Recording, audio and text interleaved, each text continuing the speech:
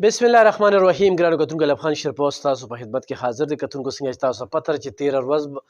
په مفتي سردار علي حقاني باندې حمله شوې وه او هغه پکې جوبل شوی. الحمدلله اوس یې صحت ډېر زیات ښه دی. کتونکو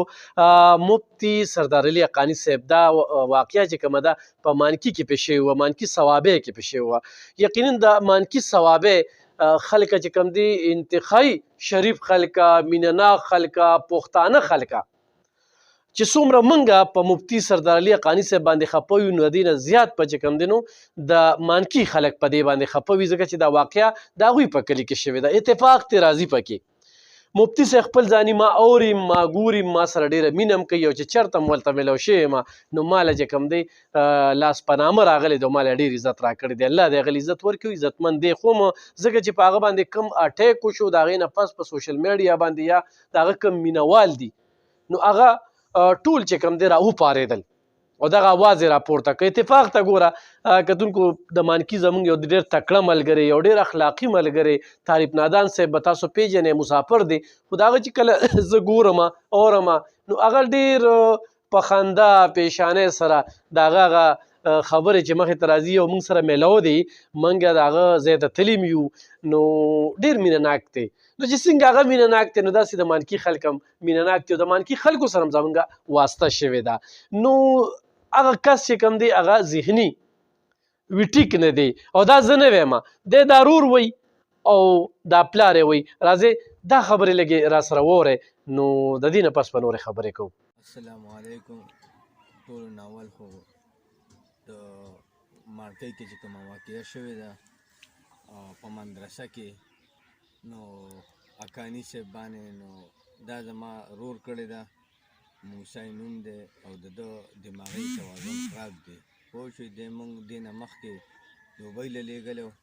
یو 3 میاشتې پس چې نو هلته کې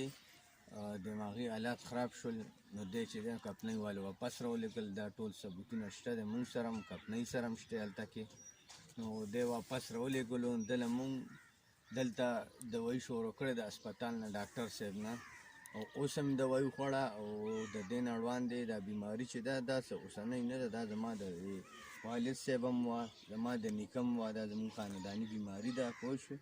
او په ما باندې هم دا بیماري تېره شوې ده، ټول ثبوتونه پراته دي. زما بل رور د دوکان کوي، هغه باندې هم دا واقعه تېره شوې ده او اوس چې ده په ده باندې وه. نو زه خاص طور پې د سوشل میډیا دپاره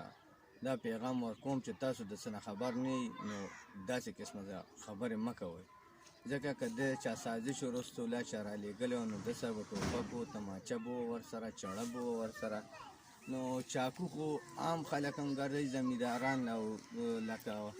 د غوانو مانو والا دی سره هم چاقو وي که نه، پړ مړ کټ کوله، څوک پرې ګني چوپي، څوک پرې څه کوي که نه. لکه دا په دومره قسمه خبره نه ده. او بل تاسو چې د څه نه خبر نه یئ نو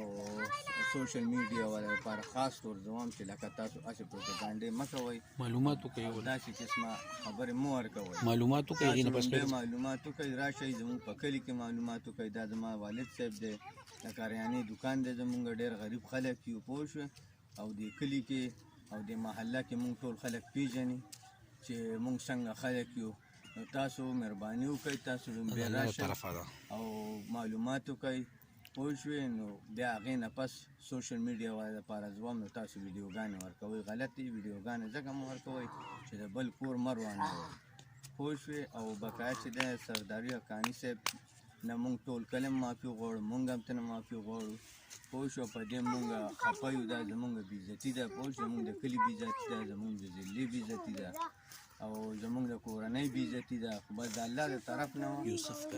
او یوسف کاري صاحب له موږ تللي یو دلته کې. ګرانو کتونکو تاسو د دغه پلار خبرې مو اورېدې، د دغه رور خبرې مو اورېدې چې د هغې موږ سره وي ټول ثبوتونه شته دي چې دا هلک چې کوم دی نو دا ذهني ټیک نه دی. اوس مفتي سردار علي حقاني صاحب یو ډېر پوه انسان دی، هغه چې په کومه طریقه باندې تقریر کوي نو د دغې طریقې نه بغیر موږ خلکه پوهېږو نه، په کوم انداز چې هغه تقریر کوي نو دې نه بغیر هغه موږ نه پوهېږو. هغه د آیس خلاف، هغه د سود خلاف، هغه د قبضه مافیا خلاف په خپلو دغه تقاریرو کې چې کوم دي د رنګ رنګ تقریرونه کړي دي. نو زما او مفتي صاحب ته هم التجا وي، خواست به مې وي الله پاک خیر کړی دی الحمدلله ډېر زیات خوشحال یو چې تاسو دې وخت کې صحتمند یې تاسو له خلک هم درځي یقینا تاسو همیشه د مینې پیغام ورکړی د امن پیغام هم ورکړی دی آینده وختونو کې هم د مینې او د امن پیغام ورکوئ او زه دغه ځای کې مشرانو ته هم زما خواست دی چې دا د خبره چې کومه ده دا د جوړې طرف ته بوځي د روغې طرف ته بوځي اتفاقي شان خبره ښکاري ځکه چې دوی د دې خبرو نه دا پته لګي د هغه ځای علماو ته هم زما خواست دی